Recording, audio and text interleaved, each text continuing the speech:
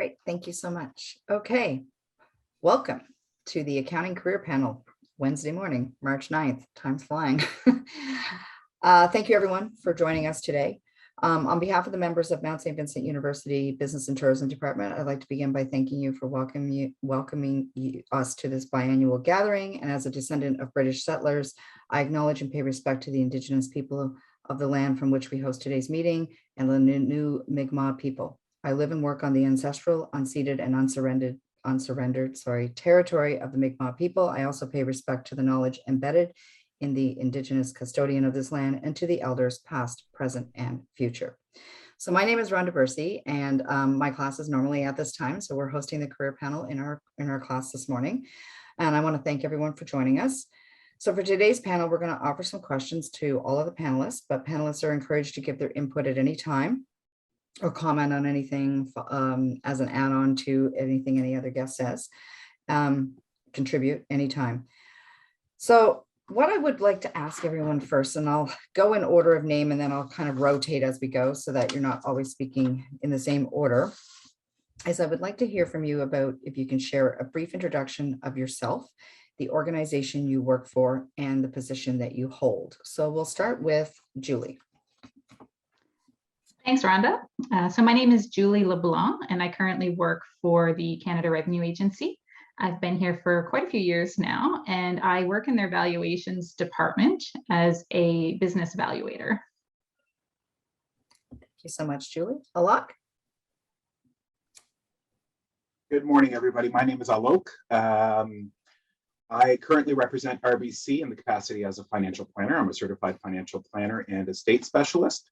How that ties into accounting is a vast, or a lot of what I do on a daily basis is helping clients with tax efficiencies and savings plans. And I work regularly with accountants to ensure that our clients' personal profiles are in line with their most tax efficient path. Great, thank you so much, Alok. Xiao. Hi, good morning, everyone. My name is Xiao, and I was born and raised in China and moved to Halifax in 2007. And I graduated from the MENT in 2014 and then earned my CPA designation afterward. I'm currently working in IWK Health, the children's hospital who serve the Atlantic region. And I started my career there as a senior financial analyst, and then now I'm working as a team lead of the budgeting and advisory team. So my team, the budget and advisory team in IWK, are working closely with the program leaders. Basically, we're acting as a financial advisors and work close with those program leaders for the budgeting, forecasting, and other financial issues.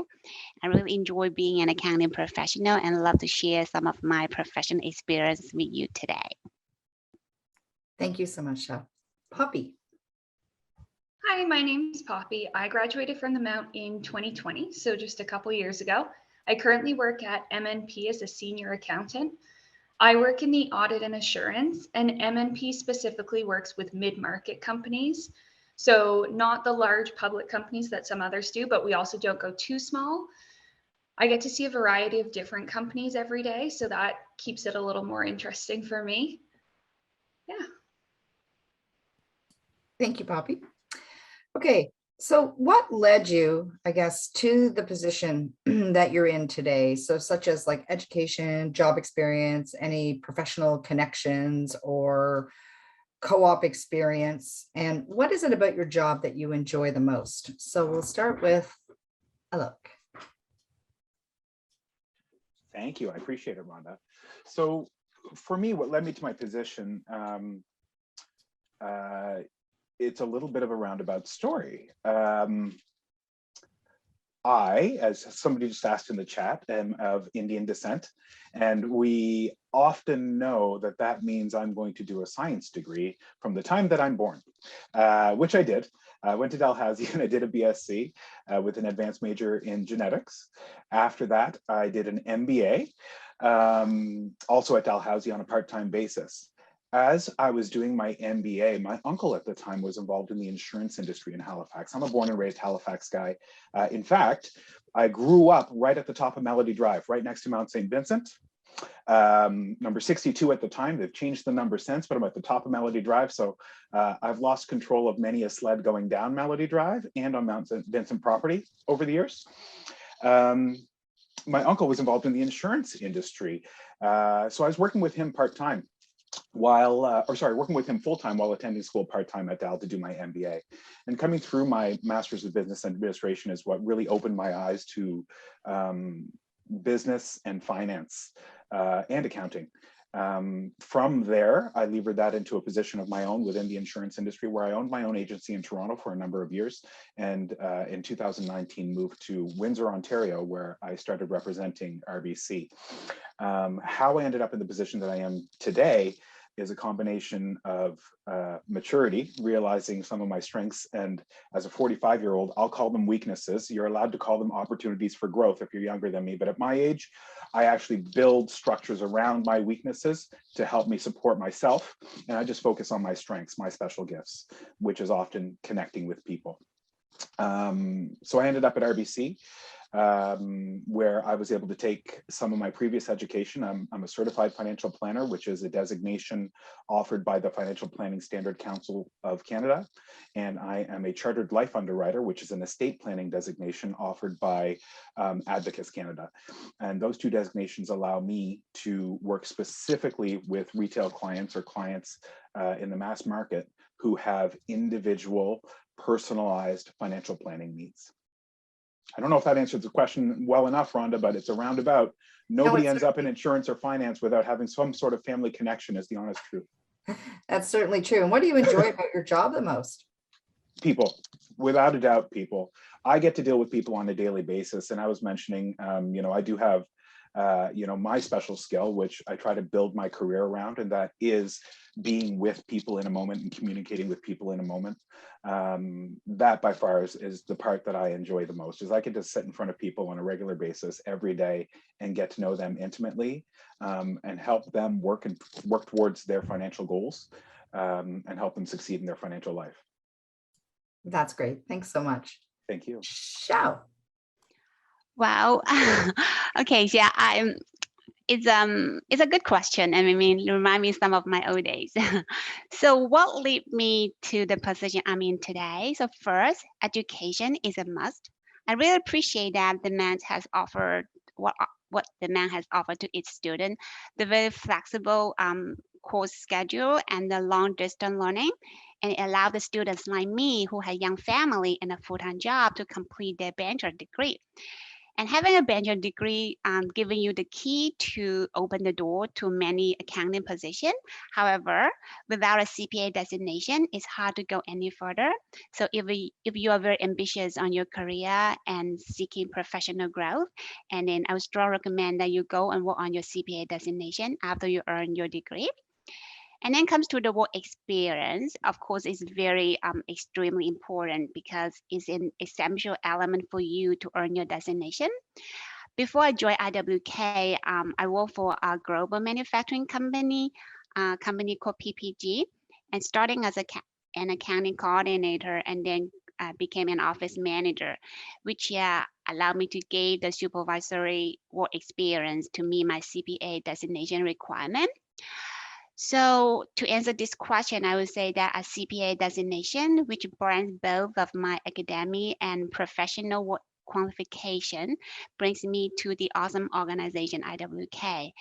And I think in addition, and I think that my ability to learn fast and the willingness to challenge myself and take more and be able to take more responsibility are also the other reason that for me to lead me to the position I am in today. And to answer the second part of the question, what do I like most in my job? And then I will answer the same like what Alok mentioned in the previous question, in the previous answer. What I like most in my job is I'm able to meet a lot of people. And then I really like my team. And then I love to interact with the people with a very diverse background.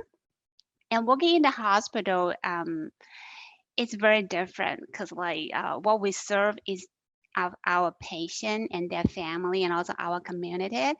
And then it makes you feel like that you really make a difference to the community you work with. That made me feel very, very awesome. And yeah, that's the best part I like in my job, and interacting with the people from a very diverse background, and then to make a difference like, in the health sector. That's great. Thank you so much. Poppy. So when I graduated high school, I did not plan on becoming an accountant. I actually was a professional ballet dancer for a number of years, which is very hard on your body. So after a lot of rough injuries, I decided to go back to school. My parents had always owned family businesses, so I'd been around it a lot. So I decided a business degree would be a good place to start. And I kind of just fell into accounting as a major. I really enjoyed the accounting classes. I like working with numbers a lot, so it seemed to just be a natural fit. Once I was in my accounting degree, I found a job for when I graduated, and I actually started working for BDO Cayman Islands. And BDO Cayman Islands works primarily with large hedge funds and captive insurance companies.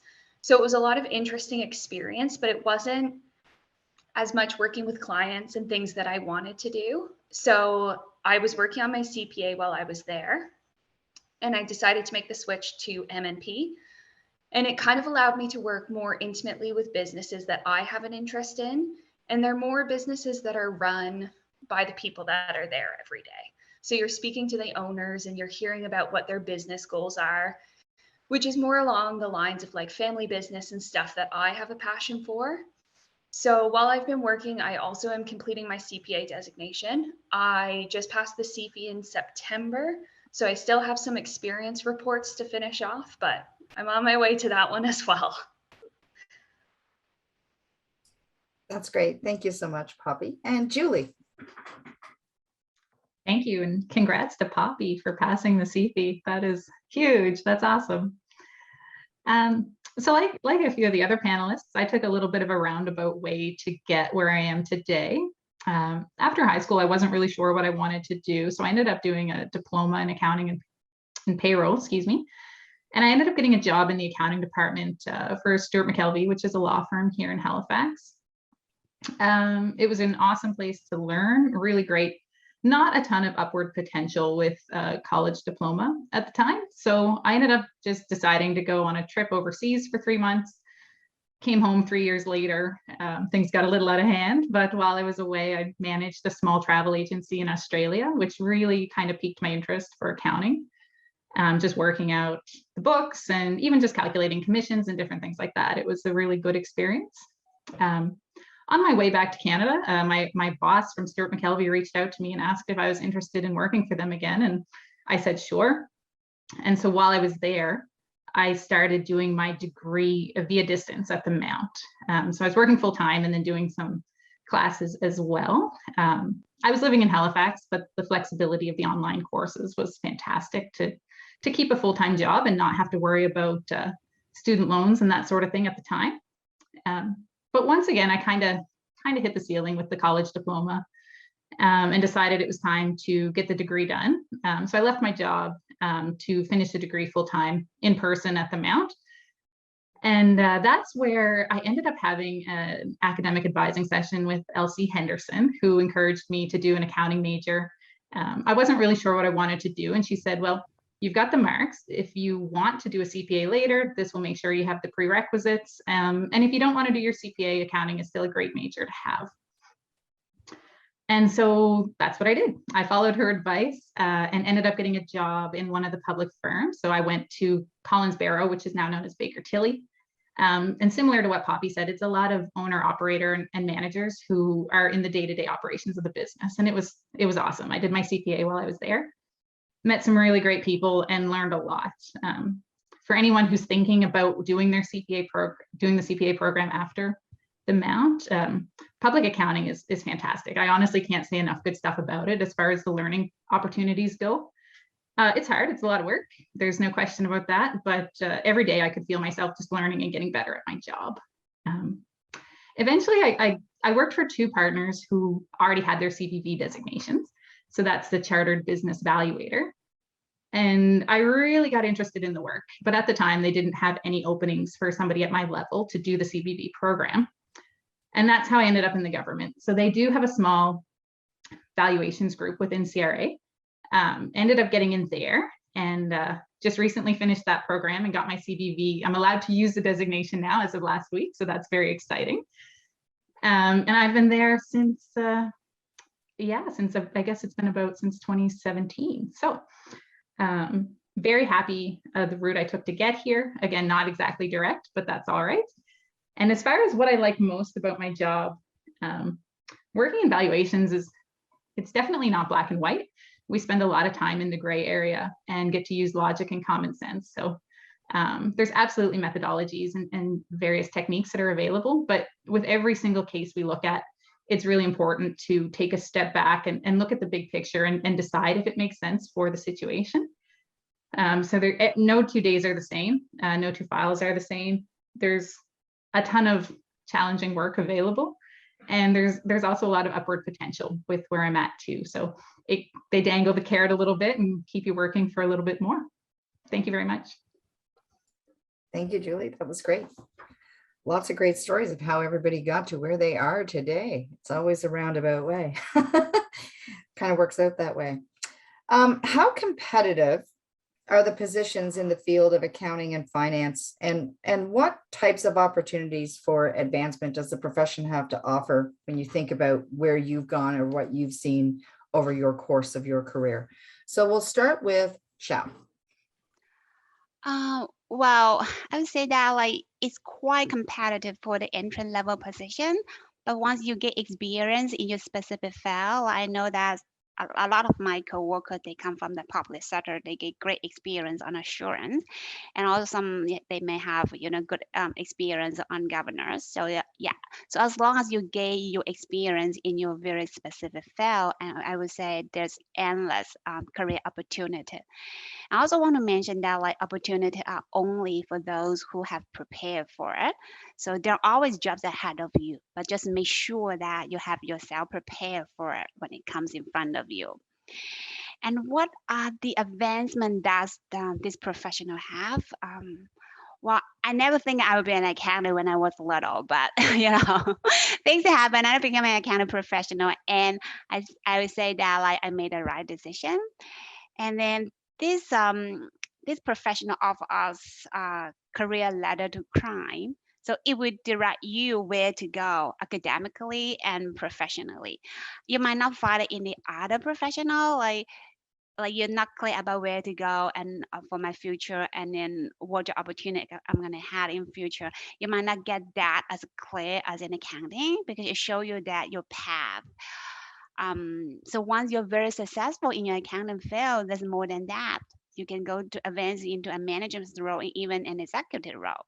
So I would say that being an accounting professional, there's endless opportunity, but make sure that you make yourself prepare. You never stop learning and then looking around and see things to advance yourself. Great, thank you so much. Poppy. So I work in public accounting, and lots of people have mentioned it's a great starting place. And with that being said, I think jobs are competitive, but public accounting also seems to always have openings. There's always options for new hires and co-ops and stuff. So I think it's competitive, but there's a lot of options out there if you're looking for them. And there's a lot of companies who are looking for people all the time. I've also found in public accounting, advancement comes quite quickly. I planned on being a staff accountant or a junior for a couple years and was promoted to a senior after just over a year. People are constantly moving up, getting new degrees and different certifications, and there's a lot of people being promoted. So there is a lot of growth within it. But then at the same point, being in public accounting, it opens up so many doors for you. Everyone likes to hire people with public accounting backgrounds. You've seen a diverse selection of companies. So I think it's really good for the advancement too. That's great. Thank you, Poppy. And Julie. I'll echo what's been said already, that yes, it's a very competitive environment, but saying that there are absolutely jobs available. I can speak for government, saying the amount of retirements happening right now is pretty astounding. So there is a lot of movement happening. I know at CRA, we're pretty much hiring all the time for the right fit. So even if there isn't necessarily an active poster out there, if somebody listening today is really interested to, please look me up on LinkedIn. I'm not sure if I'm allowed, but I could post a couple links in the chat if that's okay with Rhonda. Great. Yeah, so there are jobs, but it does take a lot of work to get them, and it's important to put in the work to get them. For those who are graduating, not this year, but next year, when recruiting season comes around in September, if you can make that almost your full-time job and just get out there and meet as many people as you possibly can, that goes a long way. I've always said Halifax is technically a city, but it feels more like a small town. So if you're able to connect with someone before you actually need something, that really helps a lot. And then moving on to what kind of opportunities for advancement in the profession, I would say the sky's the limit. Accountants are absolutely everywhere. If you can think of an industry, there's accountants in there. So whether they're in-house, public accounting, government, I'm pretty sure Tim Houston, our premier, is a designated accountant, like politics, you name it. So it's absolutely a great career path, even if you're not sure what you want to do. So I would recommend not thinking about accountants as the people who sit in the back corner kind of crunching the numbers all day. It's not like that at all. There's lots of opportunity. So I would suggest just getting out there and meeting as many people as you possibly can.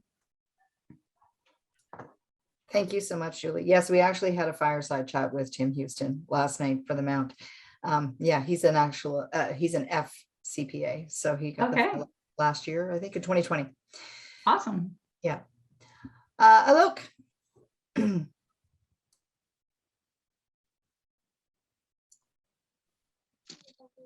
There we go. Technical difficulties. I apologize. Leaving off of what Julie just said, I agree wholeheartedly that accountants run the world. At the end of the day, understanding how numbers work, debits, credits, balancing books, financial statements, understanding financial statements, that is the nature of business in the world. And those people who work their way through organizations to management positions, strategy positions, C-suite positions, all need to have a fundamental understanding of fiscal responsibility, frankly, of understanding how books work and understanding profits, revenue, and costs, and managing those. So I would agree wholeheartedly that an accounting degree, an accounting designation, opens doors widely to advancement beyond number crunching in the field. For me, in personal finance, how competitive are the positions in our field? The truth is this: the barriers to entry in my field are very low. Coming into a financial institution, whether it be a bank or an insurance company, to provide financial advice on the retail level is not hard in terms of obtaining a position. Succeeding in that position, however, is a different story. You must be committed to learning. You must be committed to learning more as time goes on, to carve out a niche or to carve out an area of expertise that will set you apart. And that's what will allow you advancement. Again, echoing what Julie said, the sky is the limit. In personal finance, there is an entrepreneurial component to what we do. We are helping clients identify areas of risk and managing that risk. We're identifying areas of opportunity and how to capitalize on that opportunity when that comes to their personal wealth, and how to achieve their overall goals in life. And those goals are often fundamentally costly, and we have to pay for those in one way or another. And if we have a plan that helps them get there, that's ultimately what we're trying to do with our clients. Now, the market for clients is exponential. There's a mass market of Canadians who are not getting advice at all. And the opportunity to sit with clients is limitless in Canada. We have a generational wealth transfer, again, which Julie mentioned, that is coming from one generation to the next, where people will need advice. And being in the financial services and being a financial planner allows me the opportunity to work with those people and be compensated for working with those people to help them on their path. And with that in mind, there is an entrepreneurial component. I do an awful lot of networking. I align with other professionals in accounting, tax, insurance, real estate, a number of different professionals to make sure that my network is connected, lawyers for wills and powers of attorney. And we all work together to help manage a client profile and ensure that everybody's on track. Yeah, the sky really is the limit. Thank you so much. I totally agree with that. In the accounting and finance world, the sky is the limit. And, you know, you see accountants and finance professionals as CEOs, COOs, not just CFOs, right? They're in all of those roles. And they're tied together in a lot of ways. So my fourth question, I guess it is kind of, you may have touched on this a bit. What is one piece of practical advice that you would give to accounting and or finance students that are heading into the workforce? And what sort of positions should they be seeking right after graduation in that accounting field?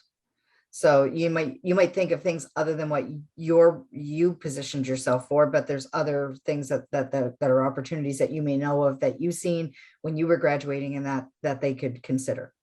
So we'll start with Poppy on this one. So I've kind of mentioned before, I would recommend public accounting, especially if you're undecided as to what specialty you want to go into in terms of accounting. It gives you a lot of different growth opportunities and you can work with different styles of companies. I also just put a link in the chat as well for some opportunities. I would say a piece of practical advice would be to seek out people who are at your level and talk to them if they work with the company. I have had some good experiences and some bad experiences in public accounting. And it is known that like you work a lot in public accounting. I was previously expected to work all hours of every day up until 3 a.m., starting back at 6. And I think it's really important to speak to people who are working the same job as you to understand what the expectations are. And with that being said, there are public accounting firms that don't expect you to work in the middle of the night. For example, where I work, I would say even during busy season, most people are still working about 50 hours at our top end. They try and control it so that we are not as burnt out. But we also have a really interesting program at MNP where we bank every overtime hour. So anything you work over 40 hours, you get back as an additional hour off whenever you want during the year. And so for new grads, that is a really great program because you can use it for all of your CPA studying. So most people do take 8 weeks off before the CFE, but most people at my firm aren't touching their vacation to take those 8 weeks off. It's just banked overtime. And then they also are still getting to take a vacation at some point, because when you're studying and working, you will want that extra vacation. That's awesome, Poppy. That's really interesting information about the banking of hours after 40, because you don't hear that a lot with some of the public accounting sectors. No, it's a really uncommon thing. Most places do expect you to work up to 80 hours a week, and it's just how it is. So it is one of these really great programs that we have in place to try and save a little time for people too. It's definitely a good recruitment tool. I will definitely say that. Look, it counts for our co-ops too. Does it? If co-ops work overtime, they get paid out at the end. Oh, wow. Just pushing it a little extra. Now, folks, you listen to that, especially if you're in the co-op program or you're going to be seeking employment in September, because I know there's a lot of you on here that'll be graduating in May of 2023. And your recruitment is going to begin heavily in September. So plan to have no life in September except for school and networking. Thank you so much, Poppy. Alok. So we're asking what are practical advice to get into the field. Is that correct? Just for clarity, Rhonda? Yeah, the practical advice that you would give, as well as what sorts of positions they should seek out.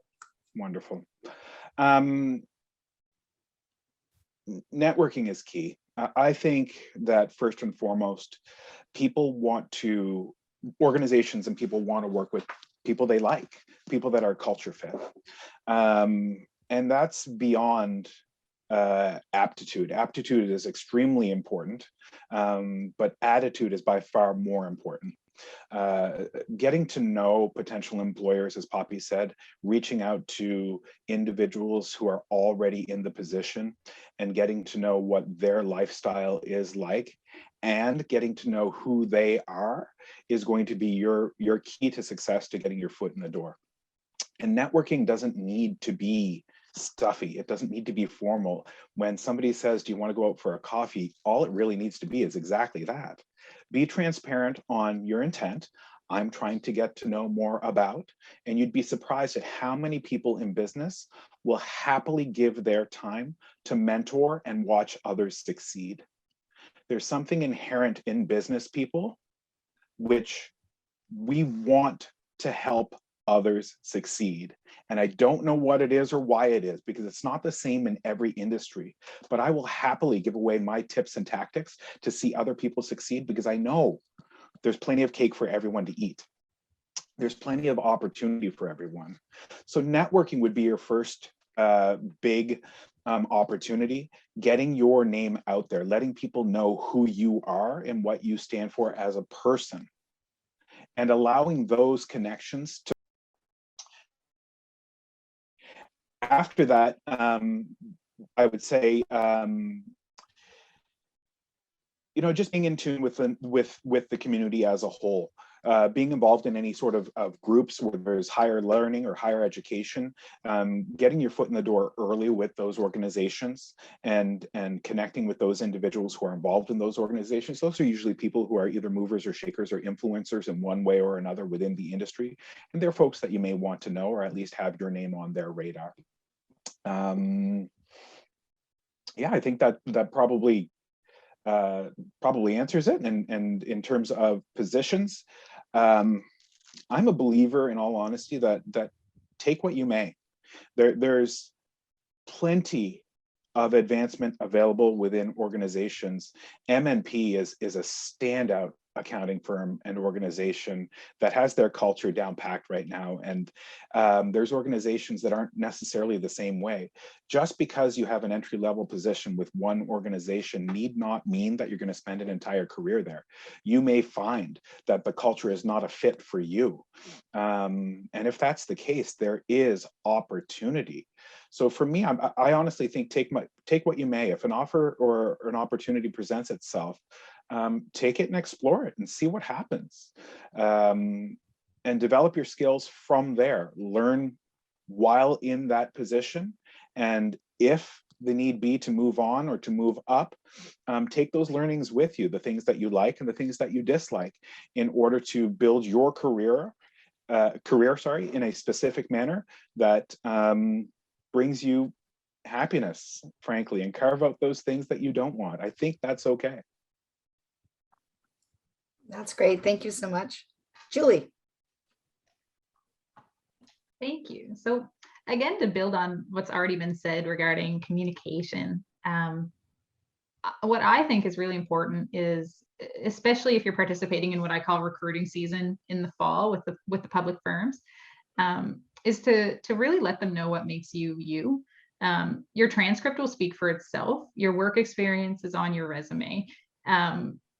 Like there's nothing worse than going to a recruiting event and hearing somebody talk about their GPA.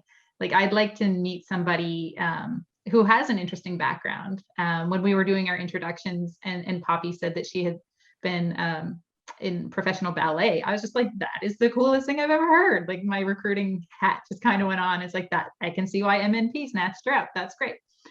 The way I used to look at it when I was doing recruiting is, is this a person I'd want to sit in an audit room with for an entire week and then still want to socialize with? Like, would I want to get a coffee with them after that? Or would I want to go for a beer on Friday?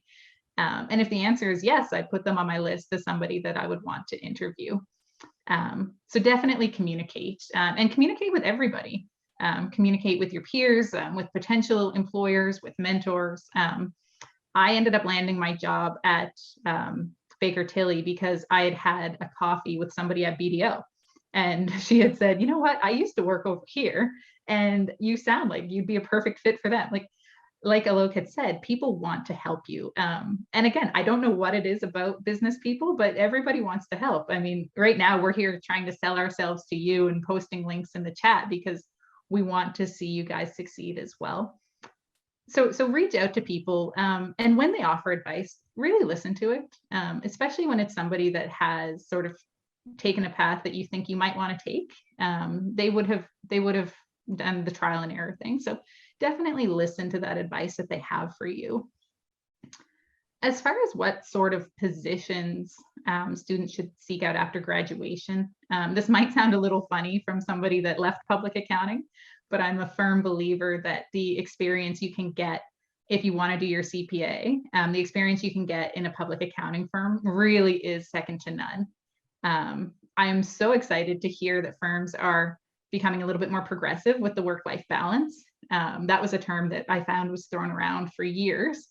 And I don't know if it was really acted upon in a lot of firms, but it really sounds like they're making changes to make it a place that people want to be.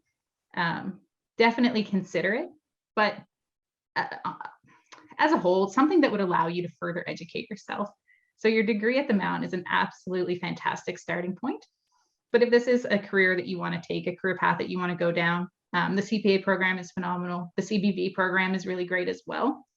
The world is getting a lot smaller, as everybody knows, and landing a great position is getting a little bit more competitive. So if you can find a role that has upward movement, that has additional education opportunities, then that would be a really great place to start. Thank you so much, Julie. And Xiao. Yes, specific pieces for the new grad to heading for the workforce.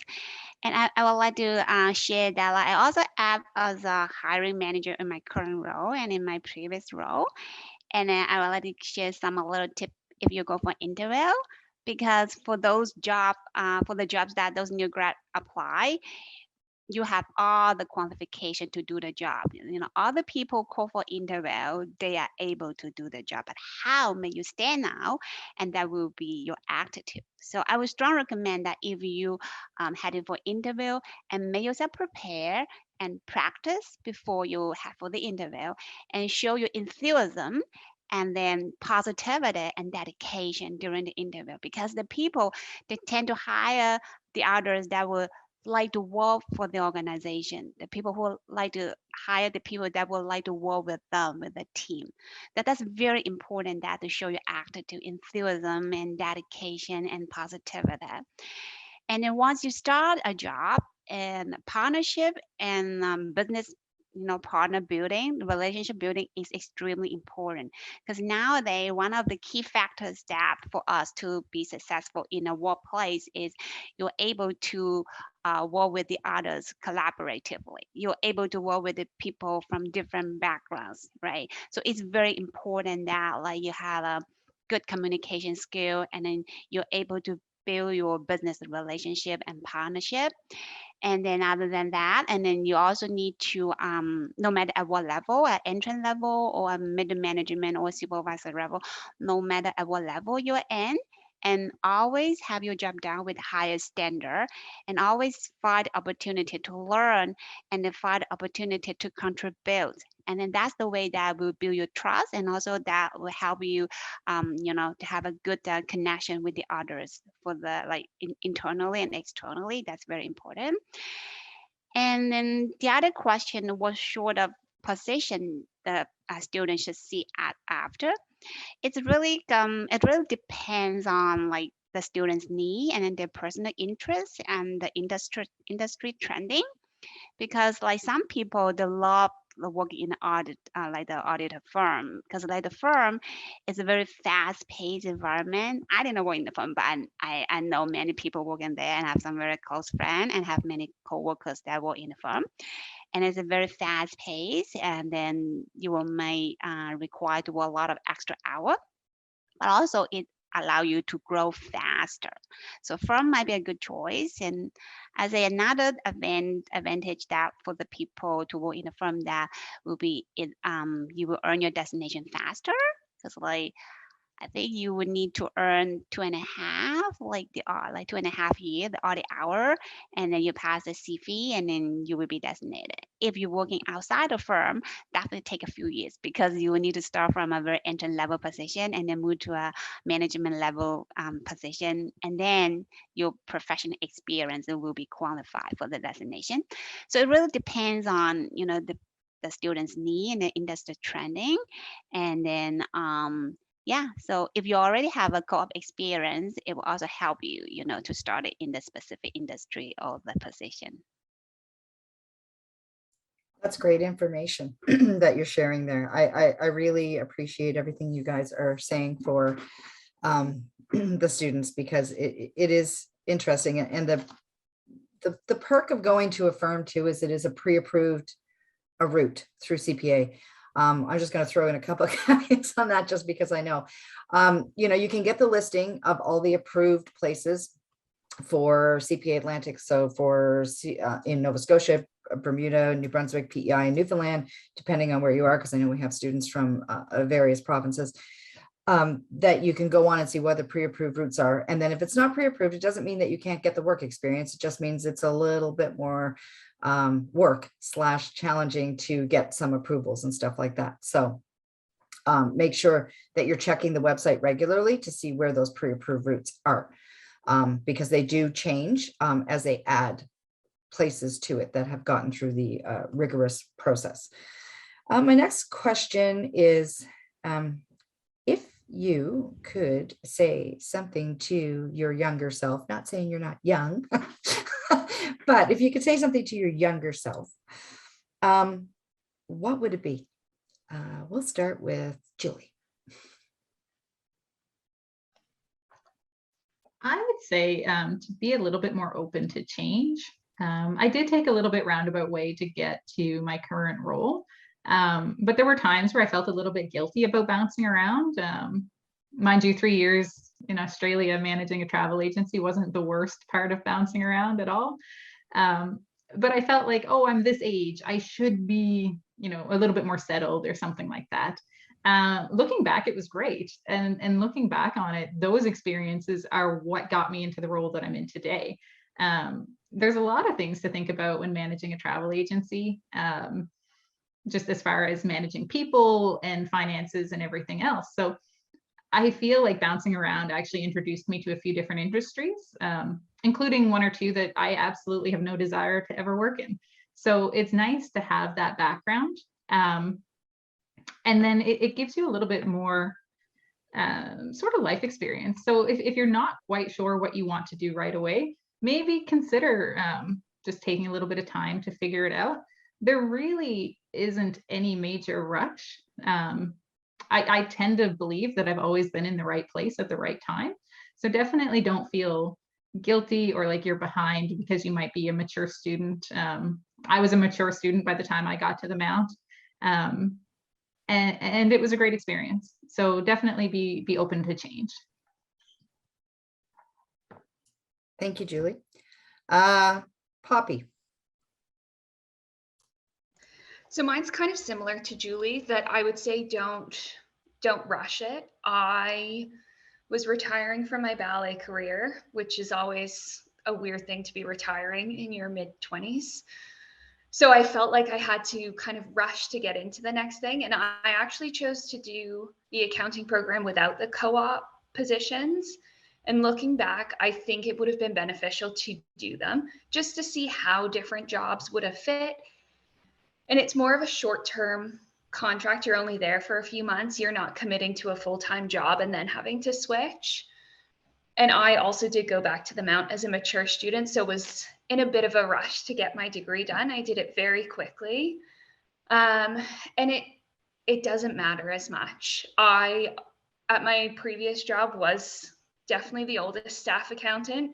And then when I switched, I'm right in the middle. We have people from all ages and backgrounds. I work with someone who's a retired hockey player, like everyone who's come from different positions. It's very diverse. So don't be in a huge rush to figure it out. It happens eventually, kind of by itself. That's great. Thank you, Poppy. Alok.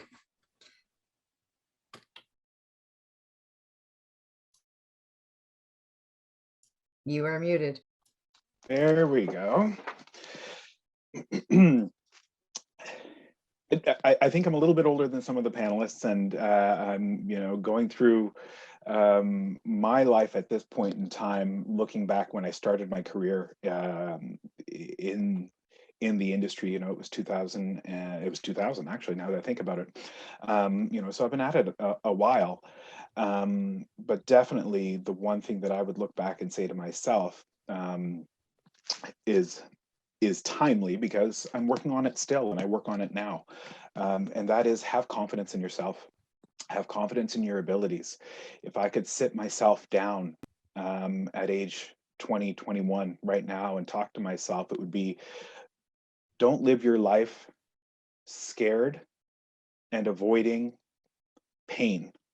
Live it seeking joy. Self-esteem is highly correlated with your potential for success.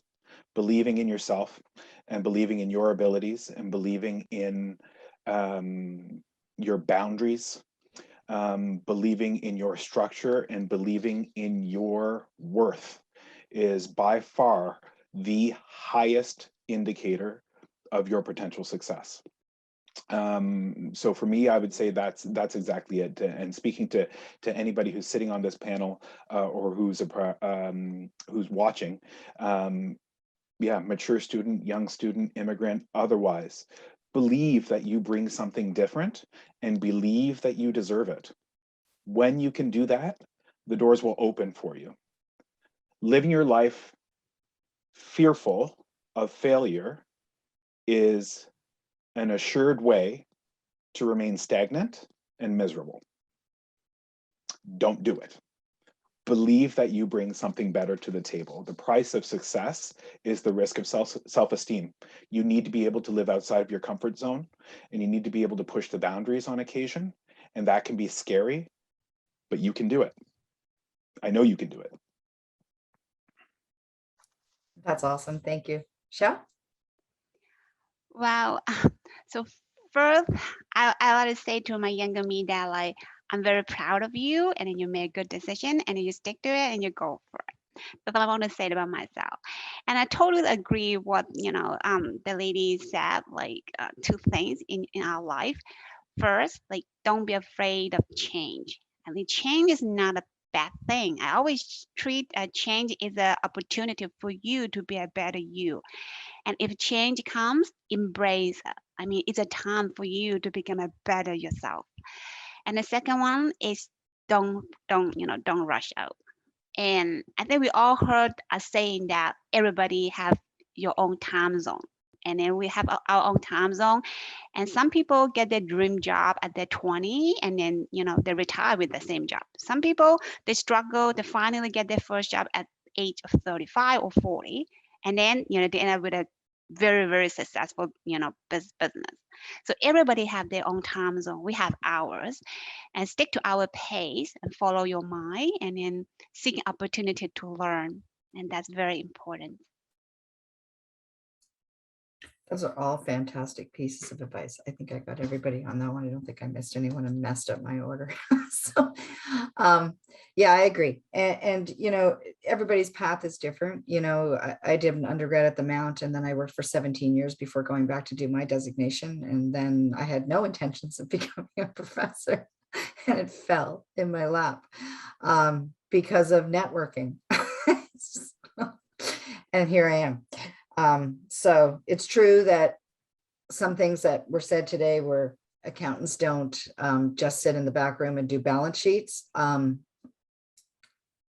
I did balance sheets in my courses. How many have I done outside of that? Not very many. In my businesses, yes, but that's different. But like, and then the path you take, mature student, it's never too late. It's never too late. And, you can further your education even beyond the CPA and have other opportunities available to you, whether you do a chartered financial planner. And, there's lots of opportunities for accountants within the bank as well, because I went through my CMA program with plenty of people that were employed by the big 5 banks. So I can guarantee you that. So, because I work there and I see them just zooming up the ladder on LinkedIn. So opportunities await you. Final thoughts for our students, anyone? So we'll start with Xiao. I think, yeah, like, don't be afraid if you fail on passing your CPA courses. That's my own personal experience. I started my study at the NANS when I have 2 young children. I'm a mature student too. And then if you're not as smart as me, you're smarter than me. Because so I failed my my CFE. I took my second attempt and I passed it. It's very stressful because I had a full-time job and I have 2 young children, and then everybody who experienced that the PEP phase, how like time consuming every week for you to study all those material. So don't be afraid if you fail on your courses or fail on the other area in your life. It's okay. It's okay. Stand out, move on. You can achieve your goal. That's just something that you just need to have faith. My personal experience tell me that as long as you have faith, you already success. You already have of it. Like, the path to successful is not very cloudy because that not many people can stick to it. So that's my personal advice. That's fantastic. Thank you so much, Xiao. Julie. I would have to say, don't treat the end of your degree as the end of learning. It doesn't necessarily need to be formal learning that happens afterwards. Although I do highly recommend getting as much education as you can possibly tolerate. But definitely be open to further advancement and lifelong learning. There are so many opportunities out there. And now with so many options being available online, you can connect with people all over. There are so many free courses you can take as well that you can just pick up and do as you want. I'm currently entertaining the thought of doing a certificate in law through Queen's. It's a pretty short course, and it's all available online, and it really does lend to what I do for work. So yeah, I would say be open to what else is out there, and getting your degree is a phenomenal first step. It's fantastic. It's absolutely the foundation that you need to keep going, but definitely keep going. Thank you, Julie. Poppy. So kind of similar to Julie's point, continuing education is so important. I personally was like, once I get my CPA, that's it. I'm done. That's enough school in the past few years. And the minute I passed, I was like, ooh, an MBA would be fun next. So just keep moving forward, find out things that make you excited to learn. And in terms of your job, be a little selfish, try and learn as much as you can. Don't be afraid to ask questions. Pretty much everyone that I work with is super encouraging and positive. So try and find a team like that. I am never uncomfortable asking a question, no matter how silly it may seem. And everyone's either had the same question at some point or maybe they don't know the answer, they have similar questions. So really take the time and learn as much as you can and utilize your team as much as you're able to. It's really helpful in the future. That's great. Thank you, Poppy. And Alok.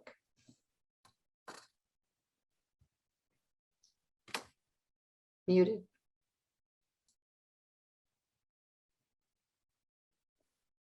Remember when I said I was better face to face with people, clearly? I apologize. I think we've all sort of echoed something similar on the panel, and that is that your degree is a start, not an end. Your degree is a foundation upon which you can build going forward. I'm 45 years old. I just registered for another designation. I'm about to do my US Certified Financial Planning designation. I want to do my Trust and Estates Planning designation, which is a legal designation. I have no business getting it, but I want it. Why? Because it's going to help me learn. And it's going to help me build a niche, and it's going to help me understand more and make me feel good about myself. I said it earlier, and you know, I said it somewhat facetiously, but I honestly believe it. Man, accountants rule the world. Accountants make businesses run, whether that be a cog in the wheel, whether that be the person driving the car. Accountants truly do have a fundamental understanding of how businesses operate beyond what their marketing peers may or their finance peers may. Numbers don't lie. That's the honest truth. And when you put those numbers together and build a foundation off those numbers, you can really get insight into how an organization works. So take this education that you have and use it as a foundation and a springboard to move forward, to carve out other areas where you want to learn and grow, and build upon your accounting expertise going forward. And you know, nothing can stop you. The world is your oyster, and you have plenty of opportunity to grow and to move.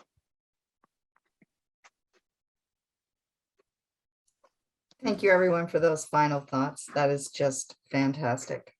So on behalf of Mount St. Vincent University and our Department of Business and Tourism, we want to thank you very much for participating in our Winter 2022 Career Week, connecting all of our wonderful students that are online today with wonderful professionals like yourselves is a win-win for everyone. Connecting, the networking piece of it, everything. The real life experiences that you guys are bringing to the students is an integral part of their education and their success. So I want to thank you very much for participating today, and hope to have you back again soon. Thank you so much. Thank you, Rhonda, for putting this together. Thank you. It's been great. you. Thank you so much for participating.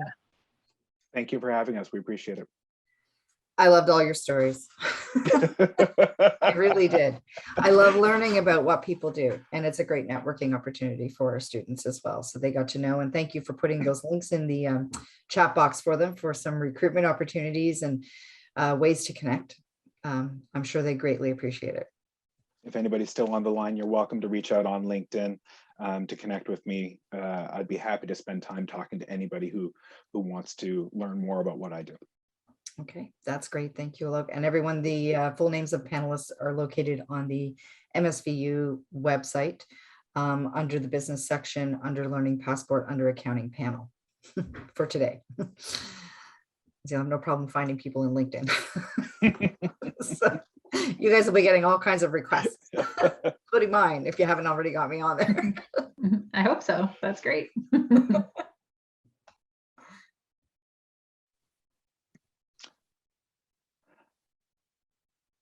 Looks like everybody's exiting slowly but surely. Yeah. There we go. If anybody has an off-the-cuff question that they want to ask, I'm willing to answer, and I'm going to volunteer the other three also. I'm assuming they're okay also. Yeah, no problem. Yeah, I don't see any questions in there. So I just see lots of thank yous and that they learned a lot. So that's fantastic.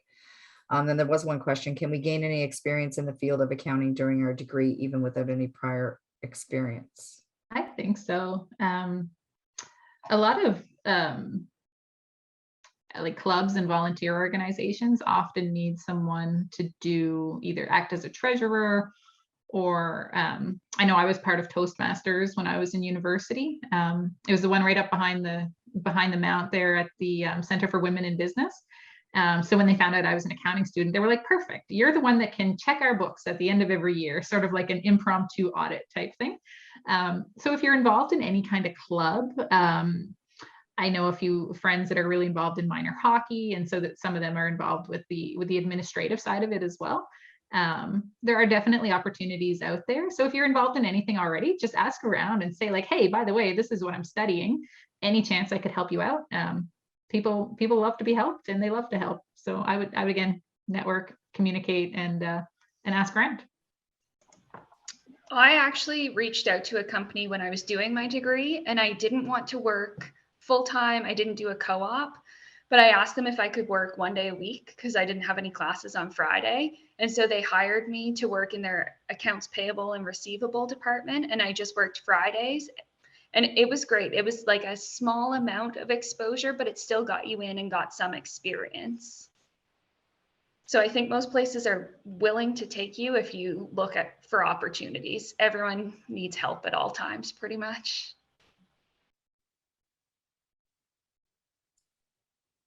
Thank you so much for sharing that.